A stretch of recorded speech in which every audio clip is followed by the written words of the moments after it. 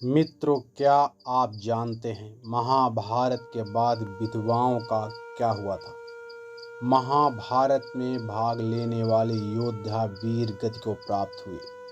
उन योद्धाओं की पत्नियों के साथ क्या हुआ था?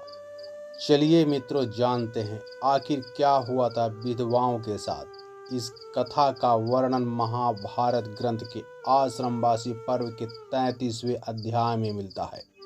कथा के अनुसार महाभारत युद्ध के पश्चात पांडव पुत्र युधिष्ठिर का हस्तिनापुर के नरेश के रूप में नियुक्त कर दिया गया था। उसके पश्चात पांचों पांडव राजकाज के साथ अपने ज्येष्ठ पिता धृतराष्ट्र, बड़ी मां गंधारी और माता कुंती की दिन रात सेवा किया करते थे। पांडवों की सेवा से धृतराष्ट्र और गंधारी अपने पुत्रों के शोक से धीरे धीरे बाहर आ गए थे। इसी तरह 15 वर्ष का समय बीत गया।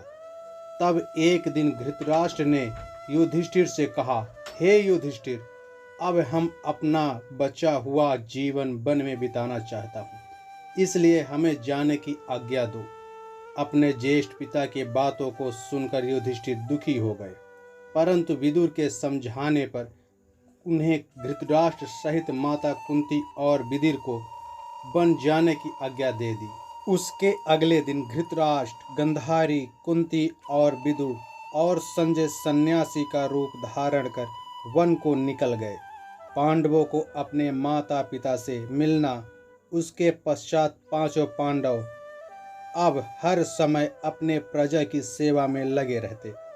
पांडवों की सेवा से हस्तिनापुर प्रजा खुशहाल थी, लेकिन अपने युद्ध से विधवा हुई स्त्रियां के शोक में अक्सर रोया करती थी, पर उसका आभास अपने राजा को नहीं होने देती थी।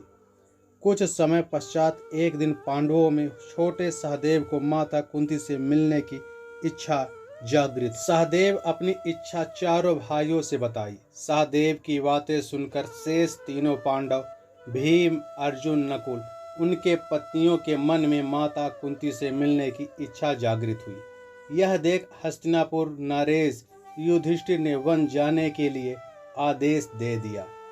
पांडव द्रौपदी के साथ वन की ओर चल पड़े। यह देख हस्तिनापुर के निवासी भी उनके साथ चल पड़े।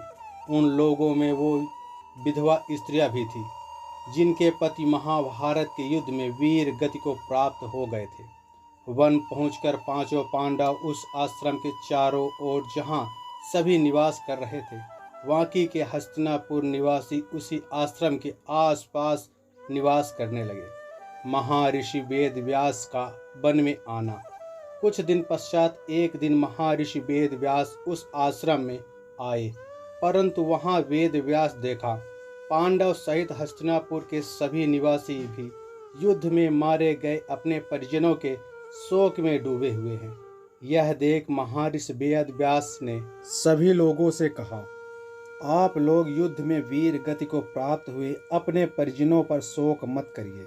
वे लोग स्वर्ग या दूसरे लोकों में सुखपूर्वक निवास कर रहे हैं।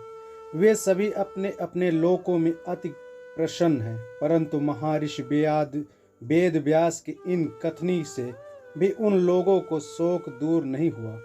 तब महर्षि वेद व्यास ने सभी से कहा, अगर आप लोग को मेरे द्वारा कही गई बात में विश्वास नहीं हो रहा है, तो आज रात में आज सभी को अपने दिव्य जनों से मिलवाऊंगा। यह सुन पांडवों सहित सभी के चेहरों पर हल्की मुस्कान छा गई। व्यास का विधवाओं का समझाना। जिस आश्रम की आसपास सभी परिजन निवास कर रहे थे, वह गंगा नदी के तट पर स्थित था।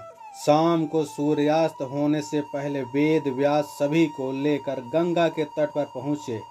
फिर सूर्यास्त के बाद होने पर अपने तपोबल से महाभारत युद्ध में मारे गए सभी योद्धाओं का आवाहन किया।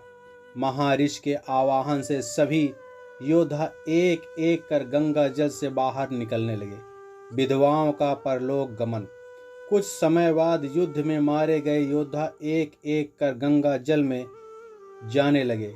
यह देख महर्षि वेद व्यास विधवा स्त्रियों से कहा, जो स्त्रियां अपने पति के साथ उनके लोक जाना चाहती हैं वे इस गंगा के पवित्र जल में देह त्याग कर जा सकती हैं। महर्षि के इतना कहते ही सभी स्त्रियों ने गंगा के जल में डुबकी लगाकर पति के साथ उनके लोक को चली गई। तो मित्रों, हमारा वीडियो कैसा लगा कमेंट करके जरूर बताएं और जो नए दर्शक है वीडियो को लाइक सब्सक्राइब कर लें। धन्यवाद।